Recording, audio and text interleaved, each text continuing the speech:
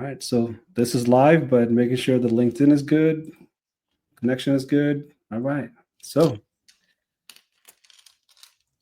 two friends, two military vets, and two parents Yes. talking about artificial intelligence.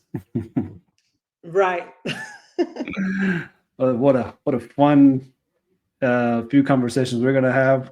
We might, go down some scary stuff, but mostly want to be able to be comfortable with those scary stuff. But I'm not the type of person that wants to make sure that everybody gets scared, right? I'm the type of person that is like, let's get optimistic, let's get curious, and let's get closer to artificial intelligence. That's been my main priority for a very long time, right? So, uh, I guess as a military veterans, we always make sure that we're discussing these topics with some good social impact that comes out of it, right? But also with safety, security, and privacy in mind, right? This is a digital transformation that's happening right in front of us. We're experiencing it. How do we make it really something that impacts everybody in a good ways, right? Minimize some of the negatives that we know internet brings with it. Sergio, sir, another military veteran, joining the conversation on LinkedIn. Thank you so much, Sergio. Um, so let's do something first that is always needed in a conversation is a good introduction, right? Yeah. If I make an introduction of you, I'll be super biased. So you have to make your own introduction. Okay. So, hi, y'all. Thanks for tuning in tonight with Asif and myself. I'm Masako May, founder of Mommy to Be and Me. We decided that it would be a smart idea for us to come together as two parents, two veterans, two technology subject matter experts in some way or another to just put the tools into other parents' hands to be able to have confidence to have a conversation with their children around artificial intelligence, because there are some things happening in theater right now that it's important for us to understand what's happening and how to maneuver uh, uh, the roads, if we will, because there's new roads. So how do we maneuver this new framework that we're in AI? And so that's why we are here tonight, to have a conversation, two parents having a conversation. So you guys are looking in on our conversation, hopefully typing in some questions for us to be able to be transparent with how we use it, how we're going to utilize it, and what are our best next steps. But I am Masako May, founder of Mommy to Be and Me, where the me is the inclusivity of all parents, dad, mom, grandparent that happens to be a parent again, and sometimes the ISDs. We partner with school ISDs because the counselors know what children are from single parent homes, and Mommy to Be and Me is all about being the partner to the single parent. And AI is a partner at this point, a partner in our school system, a partner in social media, a partner in our children's games. So how can we use AI responsibly? And then when to be able to see when it's no longer responsible. Call it out. Call it out. Not being responsible. Call it out. Yeah. Yeah, this is the intro that I think I was expecting from you, because you're not gonna talk yourself up, right? So I'm gonna have to do that for you. You're just an awesome person, first of all. Athlete, Army veteran, very involved in the community. I think anybody that I've seen you around the room, they're just building a community around you, because that's what they want to do, is have you in the center of that community. So you and entrepreneur, the drive, your ability to drive the entrepreneur. And I want to be specific about that too, because I remember back in 2020 you made room full of people cry, and I was there, and I cannot admit if I cried or not, but I think there was a buzz in the room or something like that, right? So yeah, I would say I can talk you up for a long time, but you're very powerful in the sense that when a community can partner with you, that community is going to win. So I'm very happy that we kept in touch, and we are now able to do this sort of activities, right?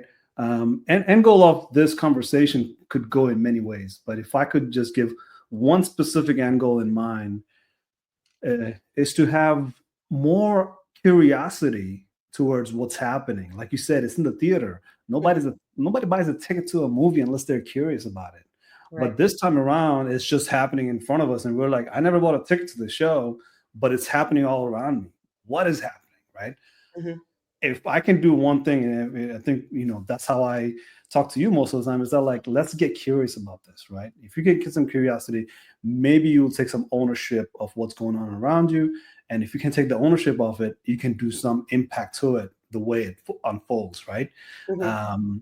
So as a mom and dad, it's always rushed to just raise the kids. I think that's what we do 24 hours a day, right? Mm-hmm. Even in the sleep, like, we don't get all the sleep in the world, but Mm-hmm. we're always taking care of the kids. So we will have to kind of make sure that the kids are interacting with the data in the correct way, the AI correct way, the internet correct way, because we've seen the implications of it, but in small chunks and bits here and there, all of a sudden it's rushing, right? It's like all over the news feeds now, talking about kids are doing this, and we will talk about some of those bad negative things, but at the same time we want to talk about the positive of it, right? Mm-hmm. And I wanted to really have this conversation with you because you're the one person that I know can speak loudly on this topic, and everybody will say, yes, that's right.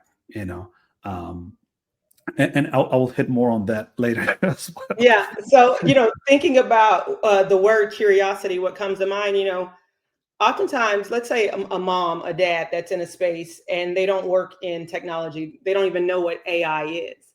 Yeah. So, what is the first question that they think to themselves when they hear their children at the dinner table having a conversation about, oh, my teacher said that I can't use Chat GPT or DeepSeek, or what is the question for the parent to ask to be able to understand more about how can the parent learn about AI, about That's what's right. out in the system? That's right. That's right. Yeah. So if I was to just kind of give a rundown here, it'll be to say,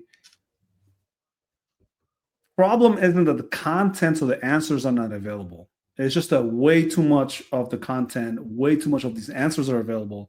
Now we don't know how to dissect it, right? We don't know how to make this about us, make this about my family, or make this about the conditions that we're in.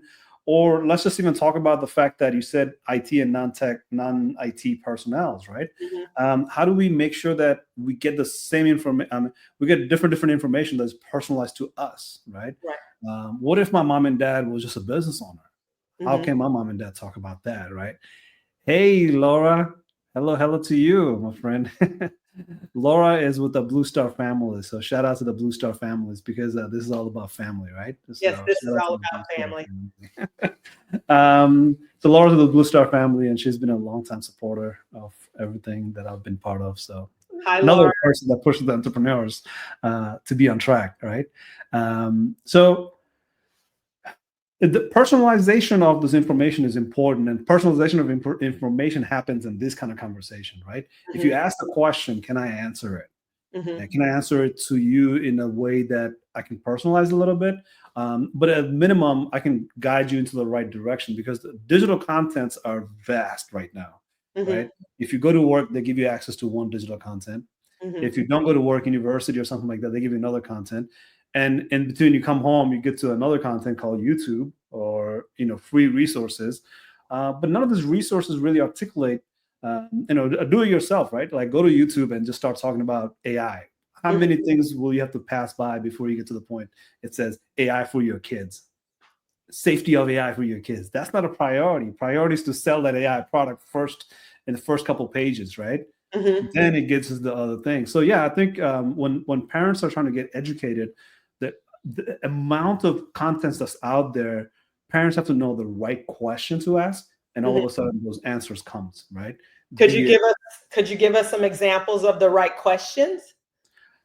Yeah, I think that's what I'll have to do because when you have to frame it correctly, you get to the answer quicker, right?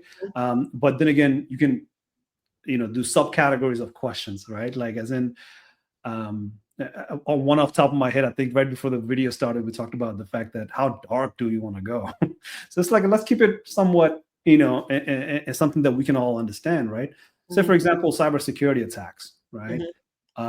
Well, just kind of want to raise the question here that, you have good cybersecurity measures in your home, but your kid's school, where they go and they are connected to the internet using their device, how secure is that, right? It's not that secure. It's something to worry about, something to actually discuss, something to actually ask questions about. Because in all cybersecurity activity, all the bad stuff that happens, schools are a primary target because they're a soft target, right? They don't have much money to defend themselves. And if they don't have that much money to defend themselves, hackers that wants to just practice stealing information, they go after the schools. And if you haven't heard about majority of schools that are getting hacked, I think one that happened in Louisiana was really big news because they literally took down a whole district, right? They took down like a lot of kids' access to education. And that all happened because of ransom, right? They wanted some money. So this kind of activities happens a lot, but the part that gets a little bit disturbing is that we don't know which school it happens to. And when you don't know that school that got attacked, that school has a lot of your kids' personal information. Yes. So let me give you an example. And so our kids are at school. They bring their phone and or their iPad to school. Sometimes the school has provided the iPad for the student. Yeah. So you get on the internet at school. So the hackers, if you will, they get into your system, and now you take your phone or your iPad home. With your products, your iPad or your iPad are the Androids, you go home and you're on your internet. And so within your internet, your home internet, you're connected to your thermostat, you're connected to the doors that lock your home, you're connected to the internet that's with your alarm, that's within your alarm system. So now your system is compromised. And then when you do your updates, with most updates, it brings AI into your update of your phone and or your computer with the updates. And so now you have transferred information from each device that you have connected to with the internet that you're using. So now you are absolutely compromised.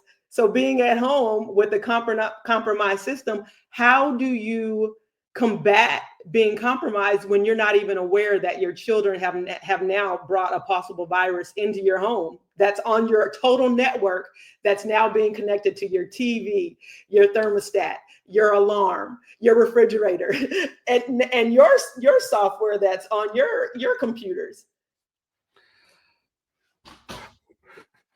Yeah, I think we're not going that far down, but it's important to know just this tidbit of information, which is not AI yet. And the reason we're having this conversation is to say, like, if it's AI, it gets more complex. It gets more, let's not call it disturbing, but it is disturbing, right? Yes. I guess that's the best way to put it. Because AI can do a whole lot of things. So like, say for example, your children's PII, right? Their PHI, the personal health information. Well, hospitals don't get attacked that often, but hospitals do. But when the hospitals get attacked, guess what? Those kind of information comes out. But when the school gets attacked, we don't even know what sort of health information that they actually have and how sensitive that level is. So we're talking about like, some kid that is not ready to go to school yet, but some kid that is about to go to school or about to go to college, I'm sorry. You have different sort of sensitivity to the information, and this information using AI could become something of, negative if somebody was to sabotage, right? Right. So something to say to the parents like, hey, look, questions that you have to ask, how do you frame it? Because if you just say AI, in my understanding of things, AI will tell you a lot of things, but AI, if you ask ChatGPT, it will tell you these are the good things and these are the bad things, right? Right. So if you ask Google, it will give you 3 pages worth of all the AI information you need in order to buy something for the kids. Right. But if you ask ChatGPT, it's going to say, here's the pros, here's the cons. But you have to ask ChatGPT that question specifically. What are some of the pros and cons of AI for a kid who's this many years old. Quickly, Sergio said, as a father of two daughters, I believe in the power of education to shape a brighter future, and AI is going to be a game changer in making learning. Yep. Personalized, engaging, accessible AI-driven tools can adapt to each child's unique learning process, providing interactive lessons, spark curiosity. Yep. Problem solving, creativity, adaptability, ensuring they're prepared for an ever-evolving world of, like, that side of it is immensely powerful. That's the positive side of artificial intelligence, right? Yes. But now, if we're just seeing the positive of it, we need to really get curious and get involved with it, engage with it, right? Kind of create that impact to say, however it happens, can we do it safely with security and privacy in mind? And this data, how do we control this data? I think Sergio brought up a good point, because we really need to, set the stage here for, the conversations we're going to have going forward. Mm-hmm. So I want to touch on a because I'm gonna play the advocate, right? So you have the health information or the student information within the school system that's now within the system, right? When it comes to cybersecurity, so that's out. It's open source at this point. Let's say it gets into the hands of a bully.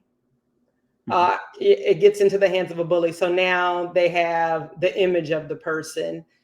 They could make a fake account. That's right. Say that that there's someone else attempting to connect with this person and create a relationship, if you will, with a fake individual. So it's like it's two sides of the coin, right? Yeah.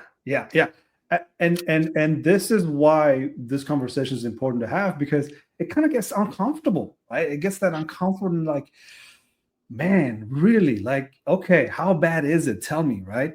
But the good things are really there. So one of the things that you brought up, but the thing about AI is that AIs are super powerful with deep fake, right? Mm-hmm. And I'm kind of going to give you a history of deep fake here. Deep fake is a terminology when somebody takes your image and does things with that image that is not you. Like, you didn't take a picture of it, but it looks like you took a picture of something. So that deepfake, it actually was made for really, really good reasons. So there's lots of pros why people should use deepfake, but the cons is what everybody knows it for, right? Sort of like opposite of internet. Everybody uses the internet for good reasons, but when you talk about the dark internet, the dark web, well, the dark web is for bad stuff, right? Yeah. But the deepfake is alternative. Like, the deepfake could do so many positive things. But instead of for the positive, they use it for negative things, right? Well, and that's what negative is. That deepfake is known for, is the negative stuff. Well, I feel like it seems like, it's like when you go to a new country and you learn a new language. What's the first thing that you first learn? First, you learn all the negative things. I feel like with the space that we are in, and with AI, with the positivity, like animation, movies, devices, like medical devices, for individuals with health challenges, being able to have AI to help them with their health, right. Certain machinery. So I feel like it behooves us to have the conversations with our children around the positives and the negatives, because with AI, we're still in the beginning of AI, and our children are constantly growing. So to be able to put the information within their hands at an early age, it creates a curiosity for the child as well as the parent for some career boosting, right? Because even right now, with it being so easy with AI and AI courses and the prompting and generative AI, it really puts the parents in a position where they can learn about AI, really incorporate it, and create a new career for themselves. That's right. If you will, because I feel like children do what they see their parents do. So if the parent is working and overworked and unavailable emotionally because they're overworked, then the children become disconnected. They oftentimes get labeled within the school system. And so that label it's a heavy weight. It's an energetic model, right? So to look at AI as a new tool for the parent to really take ownership of, to understand it, to develop it within their skill set, the things that they're already interested in, whatever it is that you're interested in, there is an avenue of AI where you could speak in your regular language to say, hey, this is what I enjoy doing? What type of job can I have in AI or in data with these things that I enjoy doing? And I feel like if other parents knew that, it really is, that easy, that simple to be able to transition your skills, your current skill set into a career with AI, it gives you an opportunity to be like the cool kid, the cool parent, and then the kids with the cool parent, they can become the cool kids because they'll become curious about, oh well, my parents in AI, what can I do? And it opens a whole nother door uh, for success. Yeah. Yeah. So the spectrum here is so wide, right? And that's why, previous technology that we've had, and I'll use one example that nobody probably are familiar with unless they've been in the tech space, is blockchain, right? It's associated with the cryptocurrency. So, cryptocurrency today costs $100,000 a piece. Blockchain, nobody knows about that technology, but that's what makes your cryptocurrency happen, right? So some technologies are not really that wide of an impact, but you can imagine how impactful blockchain is, right? Mm-hmm. Yes. So unless you're in a IT space, you're not really thinking about blockchain that often. But AI is even broader, right? Like AI spectrum is even broader because the positive and negatives of it. So we really get really lost in the use cases up top because you can just boom, boom, boom, label it in one ways and all of a sudden map it to something negative, right? So earlier you said healthcare. Well, deepfake is the most powerful tool you can have in the healthcare industry if you want to make positive deepfake. Yes. And the terminology deepfake is not really what it's called, but it was called deepfake in Reddit. So everybody started calling it deepfake. Like, so anything that's not originated by human cameras or human devices, they just call it deepfake. So everything is deepfake, right? So the spectrum is very wide. The conversation that we are having right now, it's two-sided. It's like, here's pros and here's cons, right? Always. As you layer it down more, all of a sudden you come to a single conclusion, right? I think that's what we're heading towards right now, is because that piece is data. Yes. Right? You have to take lots of interest in data. And if you start asking questions around data, all of a sudden, there's a positive to this. I think I want to keep talking about what you just said about the job possibility for the adults in the room, right? Mm-hmm. The adults in the room, if they take interest in data, all of a sudden they can feel like, hey, I have a domain expertise, and that domain expertise, what's going to happen to it in the future, I don't know yet, right? But that domain expertise could be something that augmented by an AI, so that way AI can allow you to do more of that domain expertise, more of rather than less, right? Kind of always use that example of before the laptop was available in each table, people used to pick up the phone calls. Pick up the phone and call for sales, right? They used to do sales call over a notepad. And they used to write things down on a notepad. All of a sudden, you're doing sales call today using an augmentation of what? A laptop, right? Yeah. We're still doing phone calls. It's just that there's a laptop next to us to allow us to do more of this sales call, because the note taking means if you can do it faster with the phone, that means you're not spending 8 hours in a day and you only made four phone calls. Mm-hmm. With a laptop, you can make 16 phone calls. But now with AI, can you make 32? Right? Can you make 64 even? And did you even spend even a few minutes writing a note? Because that note was always taken for you based on the recording of the conversation. And at the end of the day, you're not listening to 8 hours long of conversation. AI took those notes and chopped it down to by bits and bits and bits and said, these stuff about, where you went to school doesn't matter, but these stuff about the sales matter. So I'm just going to give you these specific ones. Yeah. So that's the power of AI, right? Like, these are the capabilities of AI.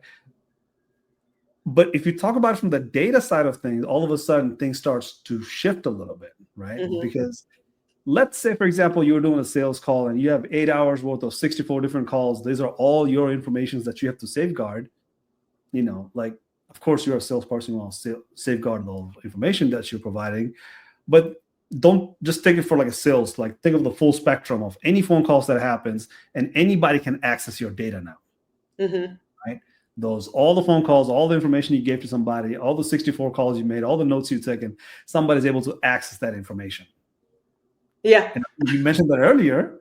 That Yes. if your kid brings a device home that was connected to the school, all of a sudden it comes home. Now somebody's able to access all the things that are happening within your home network, within your home devices, and somebody's listening to your conversation. Somebody's listening into the notes that you're taking. Somebody's able to just say, let me copy and paste every notes that was taken on the laptop. Yeah. Right.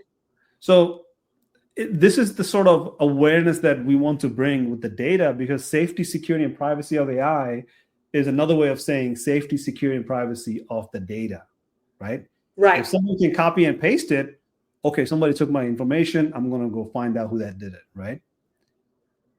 But it gets even more deeper because somebody took your information and trained an AI to take that information and replicate what it is that you can do. Do you see where I'm going with this? Yeah, It's and a so layer of I want to complexity. say this, because with regard to, just think about the life that we live, right? AI is information that has been input, data has been input into a computer, right? And into a program. And a lot of AI is currently biased because previously the individuals that had the data that inputted it was biased data. So it's important for individuals of all kind to familiarize themselves with AI, to familiarize themselves with data literacy, to be able to do these jobs now functioning in the AI spectrum, so we can move the biasness out of the data that's currently within AI, because you're asking these questions and the answers that you're getting are answers from a program that has been designed from many individuals that have had a biased perspective of all things. So it's important for individuals that look like all people to be able to have a position in AI, to understand AI, to be able to program, to be able to engineer and understand the data literacy, to disrupt the biasness that is currently in its space. Yeah. Yeah. I think when you think about cybersecurity, when you think about social implications of AI, when you think about all these little topics, right? It just comes back to data over and over, right? Because like if you can think of data as something that you need to hold on to, like you hold on to your wallet, Mm-hmm. if you can ways to secure that data for yourself, and then making sure how that data is being utilized either to train an AI or to have that data, so that way you know who's looking over your data, who's opening that little package that has your data in it, right? Because Mm-hmm. your data is actually out on the internet. It's Right. traveling back and forth, right? Now, it's sort of like killing a venom with another venom, right? Mm-hmm. AI could be used for these purposes of safety, security, and privacy, right? Right. Should we be on that right now? Should we go out and scream and shout and say that's what we want, because we want that AI agent that can look at me and say, oh, he will buy a pair of Adidas for sure. I Well, will that's what's in our systems right now. right. It's happening, right? AI But can is we have an AI already in agent our to system, say, based I'm a on our profile, what we exactly. watch, Yep. where we go, Yep. what we read. That's why this happens to me often. I'm sure it happens to you as chief. I'm sure it happens to all of us, where we're Always. thinking about something Yep. or we're having a conversation, and sure enough, next time we get on our phone or the computer, there's ads for that type of product. And so you're kind of like, you're dealing with millions and billions of people having the same experience, but the opposite is not for millions and billions of people, because at this point, should we have ways to control what other people sees about us when we're doing search on the internet? So right now it's a free reign to say, if I search anything on the internet, it's not just one company that I'm on the search website with. Mm-hmm. As soon as you type anything in, there's about 80 companies that's jumping in to look at what it is that you're looking for. Right. And the 80 companies makes a profile about you, and then all of a sudden they're targeting you, right? And that's 80 the companies aren't problem. just being normal, minimal numbers. Like there's more than that. It even spreads out even further, because let's say, for example, this 80 companies tracking you just for bare minimum information. But if Mm-hmm. they can sell it to somebody else, they will, right? This is the data broker. So tell us parents what we can do to keep our children's ideas, the things that they're interested in, that's being discovered through these games that they're playing on the phone and the computer. What can we do as parents to keep our personal information private? Right. What can we do? Yeah, so you have to understand safety, security, and privacy. Then we were just talking about why safety, security, and privacy. Now we're going to talk about how and what of safety, security, and privacy, right? Yeah. So this is an age of AI, right? I think, why ask a Asif when you can ask ChatGPT? Right. Okay, let's ask it. When you can ask Claude, Gemini or Perplexity, right? Because they will lead you into the right direction. But the best thing about it is that you don't need a Steve's note afterward. You can have that note somewhere sitting. So like every time you think about safety, security, privacy, like, what was that little part about that piece right there that I was supposed to do? So one of the tricks is always to make sure that you use an app that probably is, not in the internet. Right. So specifically for your kids. Right. So for example, the watch that they wear that costs like $30, $40 or whatever the case is, don't get the one with the internet in it. Right. If you can keep that off, you are actually keeping some of the information about them off the internet. Right. How active they are they running around? Do they sit on the couch a lot? Because they're monitoring their heartbeats and so many things that comes out of it. Right. GPS tracking. So, does this phone is this connected to the internet? Does that mean I can keep GPS track of my kids, but nobody else can, right? Ask those type of questions. The information, some of those phones that they talk into, who's listening, right? Who can record that? Can you ask that question? Can you eliminate that from happening, right? So when this again, that goes back to the spectrum of good and bad, because if parents can track it, so can everybody else, right? Right. And I think the tracking is important, right? Law enforcement tracking versus somebody's strange tracking is two different equations, right? Yeah, that's scary. That's scary. I feel like there needs to be, and again, as a parent, discovering what platform we want to use, and then having that app within our phone to ask those questions. And ask it in our own language, so we could create a dialogue that sounds like us to get the information that we need.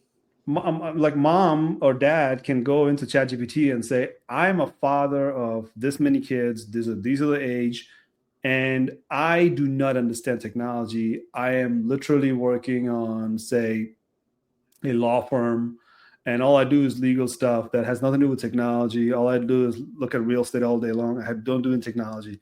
Tell me what it is that I need to do in order to be safe in the internet world, or have communications with my kids about AI.